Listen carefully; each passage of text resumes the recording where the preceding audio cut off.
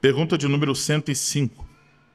O que Deus exige no sexto mandamento?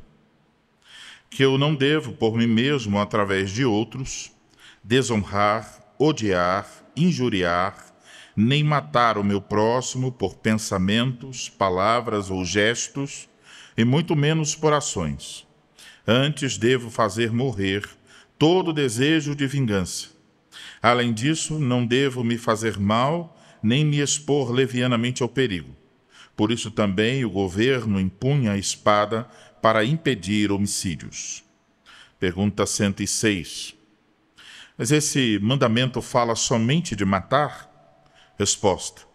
Ao proibir o homicídio, Deus nos ensina que também detesta a raiz desse pecado, a saber, a inveja, o ódio, a ira e o desejo de vingança, e que ele considera tudo isso como homicídio. Pergunta 107. Então, basta que não matemos o nosso próximo dessa maneira? Resposta, não. Quando Deus condena a inveja, o ódio, a ira e o desejo de vingança, Ele nos ordena amar nosso próximo como a nós mesmos, demonstrar paciência, paz, mansidão, misericórdia e amizade para com Ele, protegê-lo do mal o tanto que pudermos e fazer o bem até mesmo aos nossos inimigos. Agora o texto da pregação, Mateus capítulo 5, versículos 21 e 22. Ouvistes que foi dito aos antigos, não matarás, e quem matar estará sujeito a julgamento. Eu, porém, vos digo que todo aquele que sem motivo se irá contra seu irmão estará sujeito a julgamento. E quem proferir um insulto a seu irmão estará sujeito a julgamento do tribunal. E quem lhe chamar tolo estará sujeito ao inferno de fogo. Até aí a leitura da palavra do Senhor. Vamos orar, pedir a bênção do Senhor mais uma vez.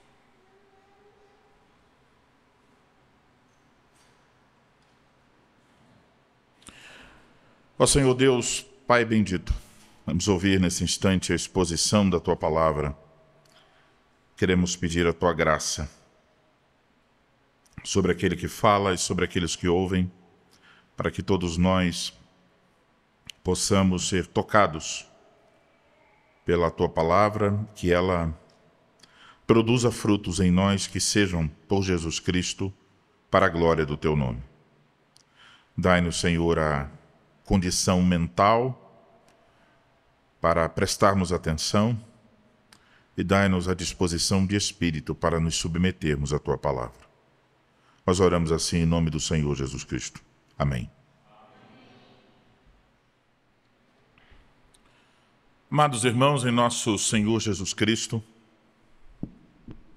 o que temos ouvido nos últimos domingos é que a vida de gratidão pela salvação que nós recebemos no Senhor Jesus Cristo é uma vida cheia de boas obras, de acordo com a lei de Deus.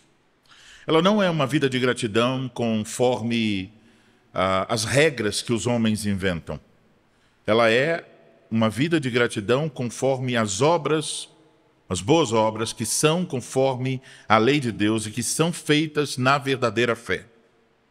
Hoje, chegamos ao sexto mandamento e ouvimos a lei, não matarás. E logo nos perguntamos sobre o que de fato é esse mandamento. É um mandamento não sobre a morte. Apesar de não ter a palavra vida e ter a palavra morte no mandamento, é um mandamento sobre a vida. Neste mandamento nós somos lembrados de que no princípio, quando Deus criou o homem, Deus soprou em suas narinas o fôlego de vida. Então Deus é o doador da vida. E sendo Ele o doador da vida, Ele é o único que tem o poder de dá-la e também o poder de tirá-la. Então a vida do nosso próximo, bem como a nossa própria vida, pertencem ao Senhor nosso Deus. Ele é o dono da vida. E por isso Deus nos diz: não matarás. Mas o que significam exatamente essas palavras? Nesse contexto, é bom saber que no hebraico existe um termo geral para matar e um termo específico que poderia ser traduzido por assassinar. O termo usado no sexto mandamento é o termo específico. E por isso algumas traduções até traduzem: não assassinarás. Portanto, o sexto mandamento não proíbe, por exemplo, a pena capital. Até o nosso catecismo fala: as autoridades empunham o poder da espada. Isso está baseado em Romanos 13. Também isso não proíbe a guerra justa. E até lemos na Escritura, o povo de Israel esteve envolvido em diversas guerras. Isso não proíbe a autodefesa. Quando a sua vida e de sua família está em perigo, você defender a sua família de um criminoso. O que o sexto mandamento proíbe é o homicídio, o assassinato, seja premeditado ou não, seja intencional ou não.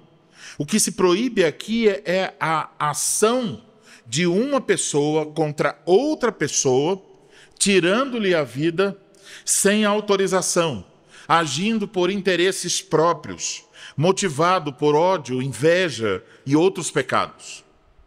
Não assassinarás é, portanto, o sentido literal do sexto mandamento.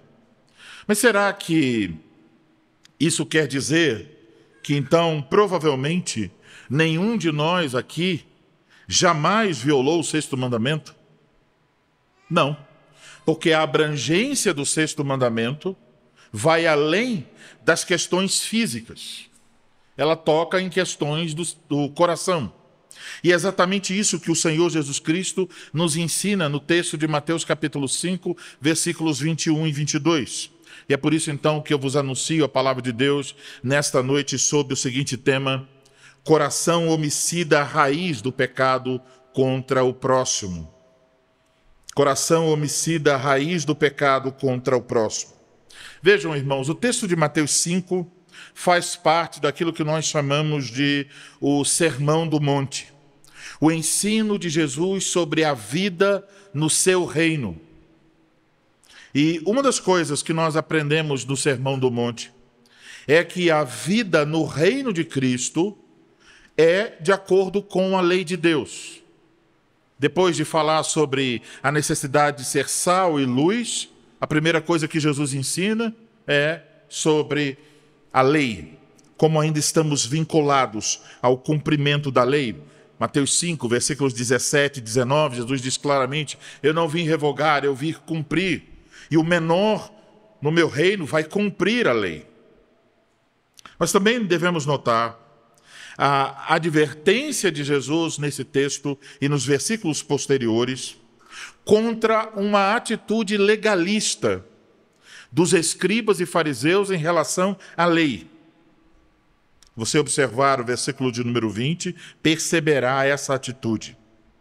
E é exatamente isso que Jesus confronta no restante do capítulo 5.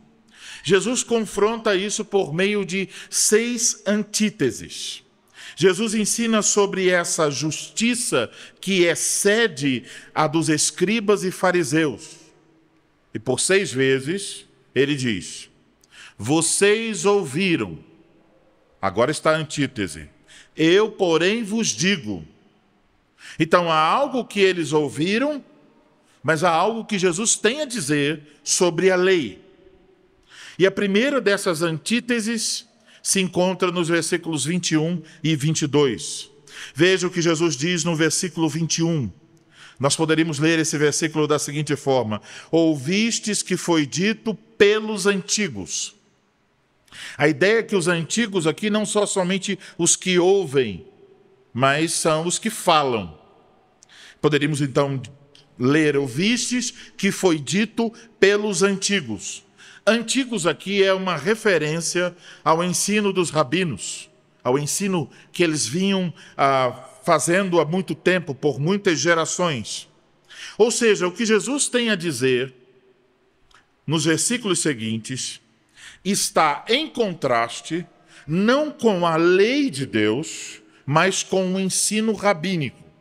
Eles disseram, eu vos digo. Ele não está dizendo assim, a lei disse e agora eu digo uma coisa nova. Não é essa a questão. O ensino de Jesus está em contraste com o ensino dos antigos, não com a lei de Deus revelada a Moisés, mas com a interpretação dos rabinos. E o que os rabinos haviam ensinado a esse respeito? Eles haviam dito, não matarás. Ou seja, não cometam homicídio e vocês serão cumpridores do sexto mandamento. E complementaram com base em Levítico, capítulo 24, versículo 17. Quem assassinar alguém estará sujeito a julgamento, ou seja, a pena de morte. Qual é o problema com essa interpretação? Parece que ela está correta. O problema dessa interpretação é que ela restringe a abrangência do mandamento às questões físicas e externas. O perigo está naquilo que está omitido nessa interpretação. A implicação da interpretação legalista dos rabinos é a seguinte: se você comete um homicídio, você se torna culpado e digno de condenação. Você matou alguém. Mas se você se irar contra seu próximo, se você odiar o seu próximo em seu coração, se você ofendê-lo com suas palavras, se você desprezá-lo e matá-lo em seus pensamentos, e talvez até se você inventar maneiras de terceiros matarem essa pessoa, então diriam os rabinos, você não violou o sexto mandamento. Não é um pecado contra o sexto mandamento. Percebam que essas interpretações legalistas dariam aos escribas e fariseus a ideia de que eles então podiam cumprir perfeitamente a lei de Deus. Porque se o cumprimento da lei é apenas uma questão externa, então alguém que nunca tirou a vida de seu próximo é alguém que cumpre durante toda a sua vida perfeitamente o sexto mandamento. Então, isso geraria, e como gerou, na perspectiva dos fariseus, uma perspectiva de justiça própria. Eu sou justo, eu cumpro a lei. E aqui está o problema muito sério. Se alguém não entende a abrangência e a profundidade das exigências de Deus na lei, não pode entender o que é realmente o pecado. Não pode compreender a abrangência e a profundidade da corrupção do coração humano. E por isso, a pessoa imagina que pode realizar o que Deus requer. Deus pede isso e eu consigo fazer. A pessoa imagina que pode produzir justiça própria pelas suas obras, que ela até pode cooperar para a sua salvação. Mas Jesus está dizendo algo totalmente diferente disso. Ele corta profundamente, indo até a raiz do problema. E no versículo 22 lemos, eu, porém, vos digo. O que Jesus está oferecendo não é um novo mandamento. E o que ele está combatendo não é o mandamento.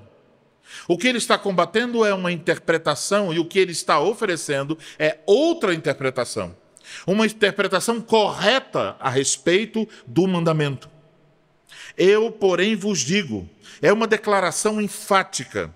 Ele está dizendo, vocês ouviram a interpretação dos antigos, mas agora eu vou oferecer uma outra interpretação. Eu vos digo. O que ele tem a dizer sobre o sexto mandamento vai do versículo 22 até o 26.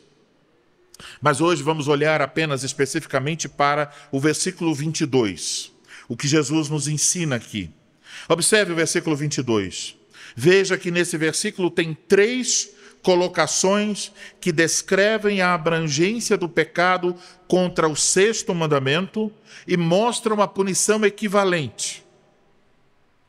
Há intérpretes que veem aqui 3 níveis de pecado e punição, mas se nós observamos com cuidado, percebemos que as 3 colocações apontam na mesma direção, tratam do mesmo assunto. Vamos ver cada uma delas. A primeira colocação é essa: todo aquele que sem motivo se irá contra seu irmão estará sujeito a julgamento. Aqui nós temos essas palavras entre colchetes: sem motivo. Isso quer indicar que essa expressão ela não está em todos os manuscritos e, de fato, a maioria dos intérpretes do Novo Testamento entende que essa expressão sem motivo possa ser, nesse caso específico, um acréscimo que tinha o objetivo de, por assim dizer, suavizar as palavras de Jesus. Olha, só quando não tiver um motivo. Então podemos ler, de fato, todo aquele que se irá contra seu irmão estará sujeito a julgamento, porque estamos tratando de ira pecaminosa. Aqui também devemos lembrar, então, isso, que nem sempre a ira é pecaminosa. Precisamos saber contra quem ou o que é a ira, quais são os seus motivos, e também não passar do limite da justa punição. Até lemos em Efésios 4:26, irai-vos e não pequeis, não se põe o sol sobre a vossa ira. E também a Escritura nos diz que o próprio Deus se ira. Então a ira de fato não é necessariamente pecaminosa, mas aqui ela é pecaminosa, ela está sendo proibida. Jesus se refere aqui à ira, ao ódio contra o próximo, um ódio contra o irmão. Então, o irmão, o próximo, fez ou deixou de fazer algo e nós nos sentimos no direito de odiá-lo. Ou pode ser que nós invejamos e por isso temos ódio contra ele. Mas seja o que for, dizemos a nós mesmos que é justificável. Jesus diz que tal disposição do coração, ela é digna de julgamento. Apenas essa disposição, escondida no fundo do coração, ela é digna de julgamento, ou seja, apenas essa disposição no coração contra o próximo, que pode não ter nenhum efeito prático contra o próximo, ela é digna de morte. E por que isso? Porque essa ira, esse ódio no coração contra o próximo é a raiz do homicídio, sendo, portanto, aos olhos de Deus, a violação do sexto mandamento. Agora temos a segunda expressão, que também devemos examinar. Quem proferir um insulto a seu irmão estará sujeito a julgamento do tribunal. Talvez em sua versão, em lugar da palavra insulto, tenha a palavra raca. Isso é uma palavra que está no original, vem do aramaico. Significa literalmente cabeça oca, desmiolado. Parecem palavras bem comuns. Portanto, raca é um termo ofensivo, um insulto. Portanto, Jesus está dizendo que se nós chegamos a dar vazão à nossa ira, ofendendo o nosso próximo, chamando o próximo de desmiolado, ou dizendo, você é um cabeça oca, você não vale nada, você é inútil, você é imprestável. Só nisso, apenas nisso, nessas palavras, que parecem para a nossa cultura tão inocentes, porque não seriam consideradas jamais uma palavra de baixo calão. Só nisso, o Senhor diz, vocês se tornam dignos de julgamento no tribunal, Fica implícito aqui que o tribunal é o tribunal de Deus. Se você fala isso, Jesus está dizendo, isso revela um ódio no seu coração. E esse ódio torna você violador do 6º mandamento. Então, assim como alguém que tirou a vida de outrem, você também deve comparecer diante do tribunal de Deus. Por fim, há a seguinte colocação: quem lhe chamar tolo estará sujeito ao inferno de fogo. O termo tolo aqui também poderia ser traduzido por retardado mental, idiota, louco, estúpido. Então, como vocês podem ver, é também um termo ofensivo, que tem o objetivo de colocar o próximo para baixo. Jesus diz que essa atitude procede de um coração irado e cheio de ódio. Ela é merecedora, e agora as palavras vão, à medida em que chegamos até essa 3ª colocação, as palavras se tornam cada vez mais pesadas. Se você chama alguém com raiva e ódio, chama alguém de tolo, estúpido, idiota, louco, você é digno do inferno de fogo. A palavra inferno usada aqui, ela vem de uma expressão hebraica relacionada ao vale de Inom, um local ao sul de Jerusalém, que no passado, no Antigo Testamento, foi usado para o sacrifício de crianças ao deus Moloque. E no reinado de Josias, Josias transformou esse lugar em um local para o despejo de lixo e de cadáveres de criminosos.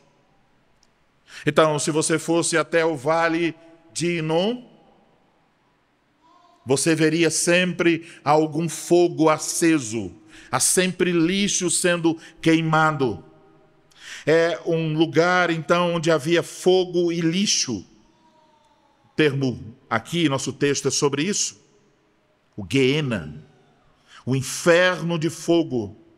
Significa um lugar ou uma situação, uma condição, melhor dizer, uma condição onde o fogo nunca se apaga. Isso quer dizer o quê? Que o sofrimento não para. É um estado de sofrimento constante. Aquele que com o coração cheio de ódio ofende seu irmão merece não só a morte física, mas se estiver diante do tribunal de Deus, Deus diria a tal pessoa: o seu lugar é no fogo que não se apaga. O que Jesus está ensinando é que a abrangência do 6º mandamento não se restringe ao assassinato, à questão física de tirar a vida do próximo, mas que, de fato, o problema se encontra no coração. É aí que surge a raiz do homicídio. A ira, o ódio, o rancor, a amargura. É a forma com que nós matamos em nosso coração. Então, o assassinato começa onde? Começa num coração homicida.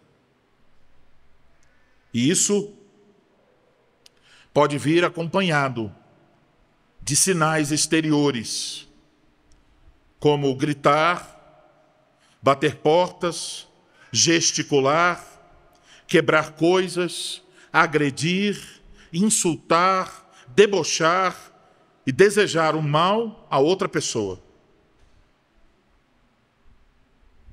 Mas mesmo que alguém não faça nada disso, que alguém não mostre sua ira, se o ódio, o rancor, a amargura, a raiva estão no coração, ali está o veneno mortal contra o próximo. Jesus diz que essa indisposição contra o próximo, externalizada ou não, é homicídio. Portanto, meus amados irmãos, vejam a diferença de entender o mandamento. Um fariseu poderia dizer: nunca tirei a vida de ninguém. Sou um guardador do sexto mandamento. Sou um guardador fiel por toda a minha vida do sexto mandamento. Mas quando nós olhamos para as palavras de Jesus, quem de nós pode dizer: eu sou um guardador fiel do sexto mandamento? E se a justiça perante Deus fosse alcançada pela obediência a este mandamento, quem poderia dizer: eu estou justificado? Se Deus dissesse: esqueçamos todos os mandamentos, vou requerer não 10, mas apenas um, o sexto, quem ainda poderia dizer: sou justo diante de Deus? Ainda permaneceria as palavras de Romanos 3:23. Todos pecaram e carecem da glória de Deus. Amados irmãos, percebam, quando entendemos o ensino do nosso Senhor Jesus Cristo, isso quer dizer que todos nós merecíamos o julgamento de Deus. Eu e você merecíamos o fogo que não se apaga, o inferno de fogo. E merecíamos isso não só pelo que fizemos, não só pelo que falamos, mas mais terrivelmente e assustadoramente, merecíamos o inferno por causa das coisas que escondemos em nosso coração. Nenhum de nós, então, poderia se justificar perante Deus. Se confiássemos em nossas obras, estaríamos eternamente perdidos, pois nós somos, por causa do pecado, por causa da depravação total, naturalmente assassinos, homicidas. E isso ficou claro quando nasceram os dois primeiros seres humanos. O filho do maligno, Caim, matou a seu irmão. É isso que o Espírito Santo diz em 1 João 3,15. Qualquer que odeia seu irmão é homicida. E vós sabeis que nenhum homicida tem a vida eterna permanente nele. Mas agora, ao mesmo tempo, vejam a graça de Deus. Deus não nos tratou como nós merecíamos. Ele nos deu o seu Filho. E Ele colocou sobre seu Filho os nossos pecados. Isso quer dizer que as palavras de Mateus 5:22, sobre estar diante do tribunal de Deus, de sofrer o juízo e de até sofrer o fogo do inferno, o sofrimento terrível, foram experimentados pelo nosso Senhor Jesus Cristo. Ele experimentou a condenação eterna por causa da nossa ira, por causa do nosso rancor, por causa do nosso desejo de vingança, por causa da nossa inveja, por causa dos nossos insultos e agressões, por causa de todas as nossas violações contra o sexto mandamento. Merecíamos o inferno de fogo, mas Ele nos deu perdão e nova vida, salvação. Então, se você está em Cristo Jesus, tudo isso, todos esses pecados terríveis foram crucificados em Cristo. E você recebeu uma nova vida. Na nova vida deve manifestar-se a gratidão a Deus por essa tão grande salvação.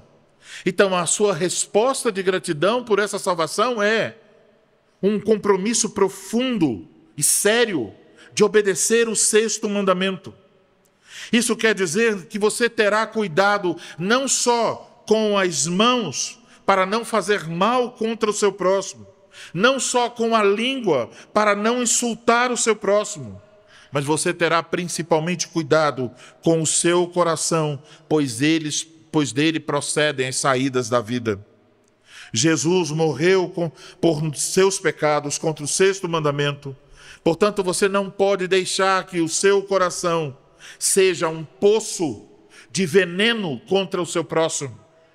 Se você tem uma nova vida em Cristo, deve lembrar que permanecer irado contra seu próximo, alimentar ódio e amargura, insultar, debochar, desejar mal, ansiar por vingança e todas as manifestações de ira contra o próximo não são condizentes com a nova vida que você tem em Cristo Jesus.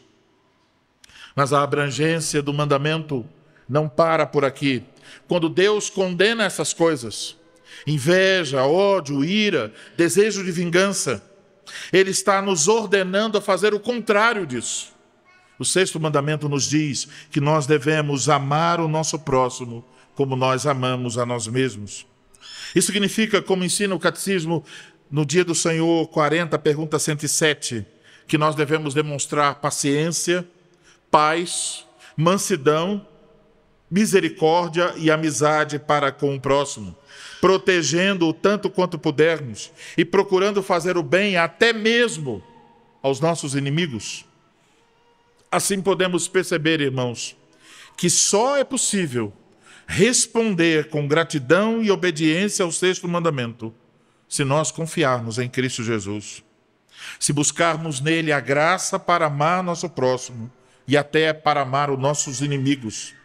E se nós cairmos em pecado, e certamente caímos, o caminho é este, é um caminho simples: arrependimento e reconciliação. Arrependimento e reconciliação. É exatamente isso que Jesus nos ensina nos versículos seguintes e também em outras partes das Escrituras. Ele nos diz que a ira pecaminosa é algo tão sério e o julgamento de Deus é tão certo que, se nós caímos nesse pecado, nós devemos agir com arrependimento rapidamente, buscando reconciliação. E ele chega a dizer que isso tem preeminência até mesmo sobre o culto. Se você vai cultuar e você tem problemas com seu irmão, ele diz: pare, reconcilie-se, conserte-se com seu irmão. Portanto, amados irmãos, se o coração de algum de vocês está irado, se algum de vocês nutre alguma partícula de ódio e rancor, se há alguém que você diz: eu não posso amar essa pessoa, ou até se você diz: tem essa pessoa que se fez meu inimigo, não consigo amá-lo, aqui está o Evangelho. Você deve se arrepender de seus pecados imediatamente. Você deve correr para a cruz e buscar perdão. Deve correr para o próximo e buscar reconciliação. Jesus salvou você, não para que você mantenha seu coração cheio de ira e ódio, mas para que você transborde em amor para com todos. E aqui devemos, então, nos submeter a Cristo também e abraçar com fé os frutos da sua graça para amarmos uns aos outros. Amém.